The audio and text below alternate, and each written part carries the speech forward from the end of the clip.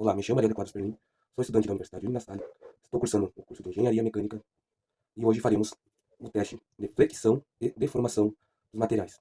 Como nossa atividade pedia uma régua plástica e uma folha de papelão, faremos o teste sobre eles. Vamos medir a nossa régua com a forma linear dela, sobre os apoios, ou seja, sobre a bancada da mesa. Da, da parte inferior da mesa até a parte superior da régua, sem esforço algum, ela está com 5 centímetros. Agora colocaremos o apoio sobre elas e mediremos novamente. Começaremos com moedas. Note que a curvatura da régua é moderada. Colocaremos mais um peso sobre ela. Note que a régua se curvou um pouco mais. Faremos a nossa medida novamente, para ver a quantia. De 5 centímetros anteriormente, a régua passou a ter 4,5 centímetros. Lembrando, a régua sofre uma deformação elástica, ou seja, se nós retirarmos o esforço sobre ela, ela voltará à forma original. Mas quanto mais peso colocarmos sobre ela, quanto mais força fizer sobre o centro da régua, ela pode vir a quebrar. Aí também temos a folha de papelão. Como a folha de papelão é menos resistente, ou seja, ela vai flexionar muito mais fácil, porém é menos resistente porque são folhas de papel prensadas umas sobre as outras. Mas faremos o teste com o mesmo peso. Começaremos com as moedas. Note que a curvatura já é maior do que da régua e colocaremos o frasco. Se eu largar aqui o frasco, ele vai fazer com que o papelão se curve de uma forma que ele não voltará para o estado original. Ou seja, ele tem uma deformação plástica. Nossa conclusão, qual é a conclusão que nós temos? Esse teste nos demonstra que os materiais com diferentes propriedades físicas respondem a forças externas. A régua mostra maior resistência e resiliência à elasticidade, quanto o papelão é mais frágil e sofre deformações permanentes, com muito mais facilidade. Dando sequência à nossa atividade avaliativa, faremos o teste de compreensão. Nossa atividade pede com 3 tipos de materiais: uma esponja de cozinha, um copo descartável e um papel amassado, papel de caderno amassado. Começaremos com a esponja. Colocamos livro sobre ela. Note que ela está sendo comprimida visualmente. Colocaremos mais um livro. E mais esta agenda que eu tenho aqui, que também é bem pesadinha. Esperamos alguns segundos. Agora, vamos retirar os livros e vamos ver o seu resultado. Notamos que a esponja voltou para o estado original, conforme nosso teste. Ou seja, nossa conclusão é que ela tem uma alta elasticidade. Com a mão é possível ver visualmente. Ó. Voltando para o estado original. E também, como ela armazena bastante energia e libera bastante energia. Seguindo o teste, faremos com um copo descartável. Lembrando que nosso teste não podemos colapsar o material. Então, vou colocar um peso menor sobre o copo. Note que o copo começa conforme o peso ele começa a querer colapsar. Ou seja, tem baixa resistência à compressão. E se nós fizermos mais peso sobre ele, ele não voltará à forma original. Então, retiremos o nosso peso dele. E o nosso papel amassado. Colocaremos o mesmo peso que nós colocamos na esponja. Esse aqui é um livro. Colocaremos mais um livro e mais a agenda. Esperamos algum segundo e retiremos os livros. Podemos ver que o papel amassado teve o mesmo esforço que a esponja e não retornou à forma original. Ou seja, ele teve o mesmo comportamento do nosso copo descartável. Ele tem baixa resistência à compressão vertical e não voltou, não se recuperou da sua forma que ele estava. Estava, como podemos ver antes, ele estava redondinho. Tá? Basicamente assim. Aí, vou fazer o exemplo com a mão, coloquei força sobre ele. Ele não voltou à forma original. Nossa conclusão é que o nosso material é plasticamente deformado e com pouca elasticidade. Seguindo a nossa conclusão, nós notamos que a esponja é resiliente e elástica, enquanto o copo descartável e o papel amassado têm deformação permanente, mostrando que são plásticos e frágeis sob carga constante. Dando sequência à nossa atividade, faremos o teste de tração. Nosso objetivo é observar como diferentes materiais se comportam quando submetidos à tração, ou seja, a força de esticamento. Nossa atividade pede 3 tipos de materiais: um barbante, um fio de nylon e uma sacola plástica. Um exemplo, o fio de nylon, uma linha de pescar, um barbante de algodão e a sacola plástica. Nosso teste, vamos fazer até o momento de ruptura e observar a resistência à tração e a elasticidade de cada material. Começaremos pelo barbante. Vou esticar até o ponto de ruptura.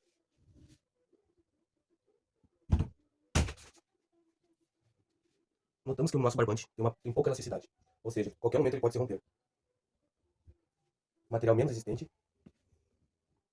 Faremos o teste agora com nosso fio de nylon.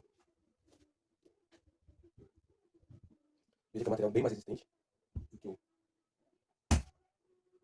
bem mais resistente que o nosso barbante, suporta uma carga bem maior que o barbante e tem uma boa elasticidade e muita resistência à tração. Agora faremos com uma sacola plástica. Vou usar as mãos para fazer o nosso teste.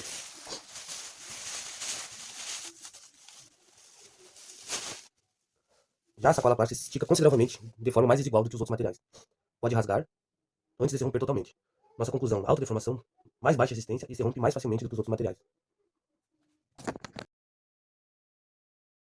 Seguindo nossa atividade, faremos o teste de torção, com um pano de prata e uma fita adesiva. Essa atividade é simples e prática, mas que pode nos ajudar a entender como os diferentes materiais se comportam quando submetidos a um esforço de torção, ou seja, quando são girados em sentidos opostos. Os materiais, um pano de prata e uma fita adesiva. Estou usando uma fita isolante. O procedimento seria torcer e observar como os materiais reagem. Começaremos com um pano de prata. Vamos torcer ele como se nós estivéssemos usando para secar alguma coisa. Ó, o que nós conseguimos observar? Se não alagar o pano, ele vai voltar na forma original. Se a torção for leve, ela, claro, conforme mais torcer, mais ele vai se deformar e não voltará no estado original. É uma deformação plástica ou permanente. Se o tecido for fortemente e por muito tempo, se nós usar por muito tempo, ele não voltará ao estado normal. Podendo rasgar, claro que com as mãos nunca conseguiremos fazer esse processo, mas tem muita resistência ao esforço.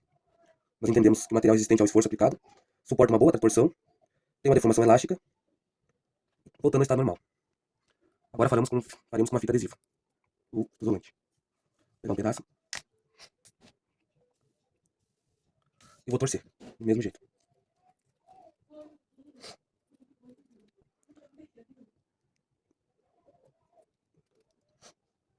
Esse teste nos mostra que a fita não voltará para o estado normal, porque é uma fita adesiva, ela vai colar, não voltará, mas é muito simples e mostra como materiais finos e flexíveis, como uma fita, se comportam sob a força de uma torção. Desculpa. A fita geralmente não é feita para esse tipo de esforço, então tende a deformar ou se romper. Quanto mais eu torcer, ela vai se deformar até ela romper.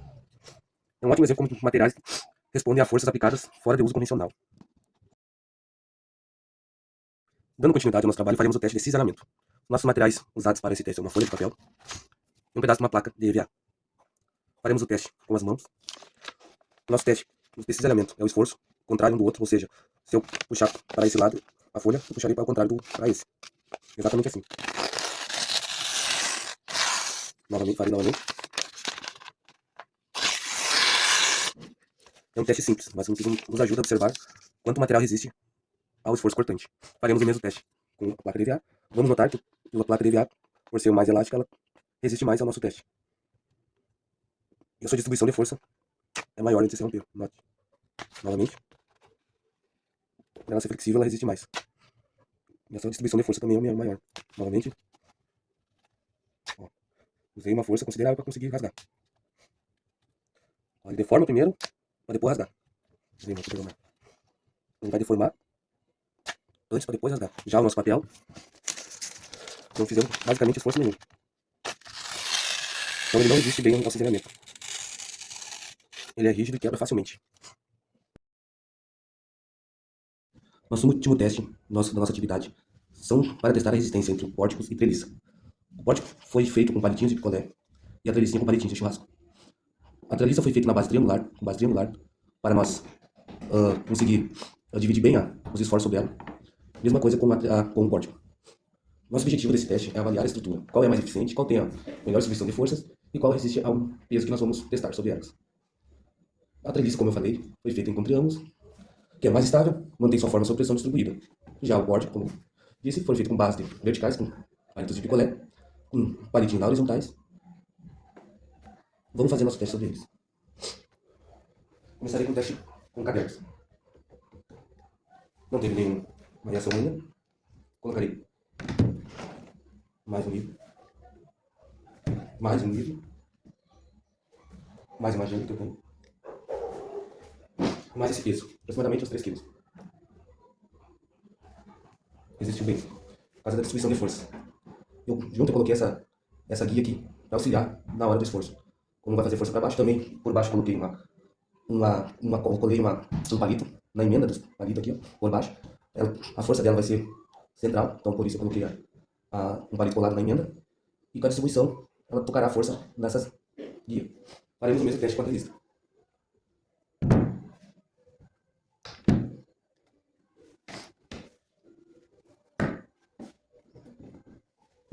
Colocaremos o mesmo peso sobre ela.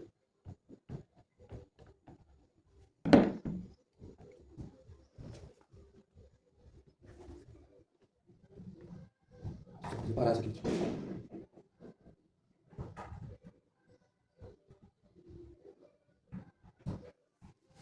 Teve a mesma resistência. Porém, se nós acrescentarmos mais peso, ela resistirá mais. Nossa conclusão mostra, na prática, o formato da estrutura influencia muito Note que eu travei bastante nossa estrutura. Deixa eu retirar os pesos aqui.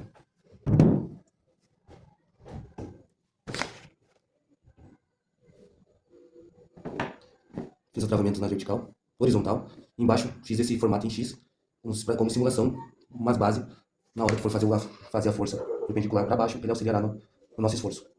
Então, como eu estava seguindo a conclusão, a influência da estrutura nos dá a resposta da nossa resistência. As saliças são mais eficientes, pois são usadas muito mais em pontes, em torres e coberturas. E essa experiência nos reforça a importância desse tipo de material e do jeito que ele será fabricado ou montado na hora de um devido exercício, uma devida atividade.